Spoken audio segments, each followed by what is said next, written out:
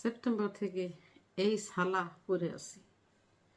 কবে যে সালা খুলবো গায়ের থেকে জানি না রে ভাই। আজকেও নাকি সে বরফ পড়বে। এখানে পড়তেছে বৃষ্টি আর বরফ, অর্থাৎ স্নো আর বৃষ্টি একসাথে হচ্ছে, বুঝেন তাহলে খুব সমস্যায় আছি। খাসির পায়া আর পরাটা এটা নিয়ে বসছি, যে হারে ঠান্ডা, এগুলো না খেলে বাঁচা যাবে না। শাকসবজি খায় কিছু হয় না আমাদের, শাকসবজি খায় গরুতে, ঘাস লতা পাতা, ওদের গায়ে তেল হয়। আর ওইগুলো আমরা খেলে উল্টা আমাদের গায়ে যত তেল আছে না সব বাইরে যাবে, তখন ঠান্ডায় আরো মরবো। তো কথা না বাড়াই খাওয়া শুরু করি, তাই না?